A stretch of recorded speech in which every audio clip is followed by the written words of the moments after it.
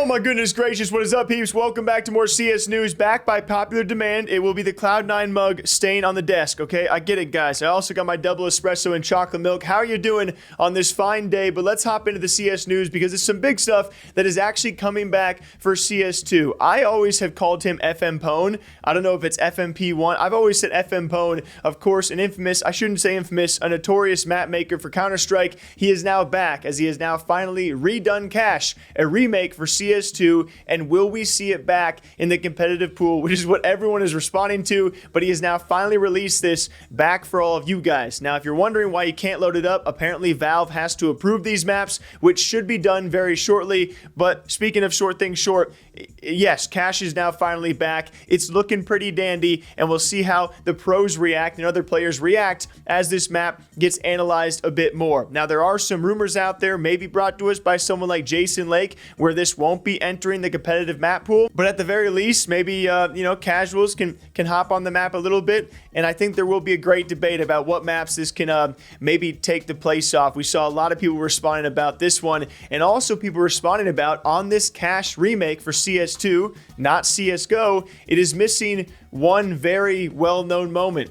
That being s1mple's jump down double op clip, which we shall never forget. And so this sparking a lot of debate back and forth. Maybe, FM forgot about this. Maybe it'll be re-added eventually. It was probably a lower priority thing on the map. And also talking about, should it be in a CS2 map as the moment happened in CSGO? I think it should be there because I believe coldzera on Mirage, that graffiti is still there. So why not have s1mple's? But there was a light argument out there about, okay, what about CS2 history versus CSGO history? I'm like, hey, it's the same map. It happened at some point on that map during the history. I think we can leave those moments on because they are so rare and so far and few between those moments. It's not like we're ever going to get to a point where CS2 has 10 different graffitis on the same map. They are rare enough, and I think they're well noted enough, and we love esports enough, and Counter-Strike shows support for their esports scene pretty dang well, then I think s1mple's graffiti will probably eventually be added back. What do you guys think? But Cash being back was really the talk of the town the last few days. ESL Pro League,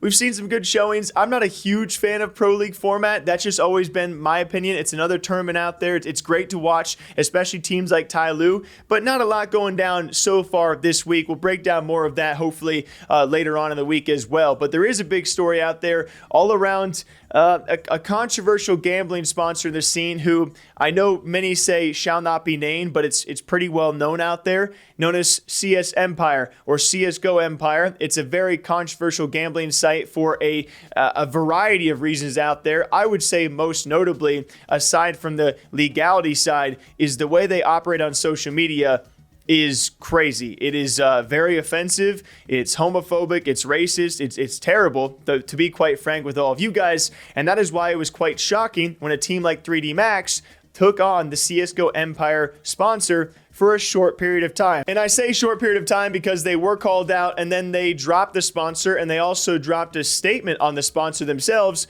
pretty much clarifying, hey, yeah, we don't agree with the way they operate on social media either. Guys, I'm not going to be the one to judge 3D Max here, all right? Because if you're going to judge 3D Max, you better place equal judgment on a team like G2, who also took on CSGO Roll last year, and they had that partnership for a long time. 3D Max, unfortunately, are a bit more of a limelight here, at least when it comes to this example, because Empire has done some pretty heinous things in recent times. So it was pretty bold of 3D Max to do. I say I'm not blaming them, though, because the bag they must have been offered to take this had to be so extreme because they knew what was going to come down the pipeline. They knew the backlash they were going to get, and they still tried to get it by, and maybe they thought it would not undergo so much scrutiny, but it did regardless. And at the end of the day, they tried it. Maybe they got paid a little bit, and they have now dropped their partnership with that same site. It is a wild back and forth. Ironically so, as a part of their marketing, that being the site we're talking about that 3D Max was affiliated with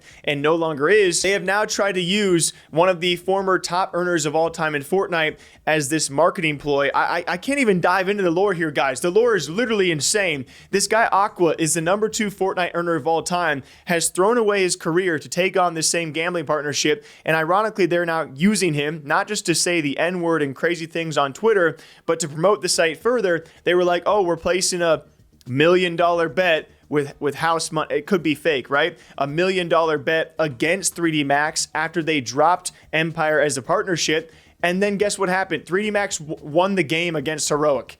So like this back and forth it's all a marketing ploy, but you want to talk about it because it's so freaking insane, you know? So essentially 3D Max was like, okay, can we get by with this? Can we get it back? Can we not undergo some scrutiny? Everyone was like, wait, what are you doing? These guys are kind of crazy. Meanwhile, at the same time, HLTV is partnered with the same, they have partnerships on their website with the same company, but they don't get the same backlash because they're not 3D Max. I don't know. A lot of it's confusing to me. It is what it is at the end of the day. I wish the best for 3D Max. Profitability in esports is obviously a very difficult thing, but it's also a very difficult situation to try and have a thought and opinion on because everyone's coming from such different angles in this space.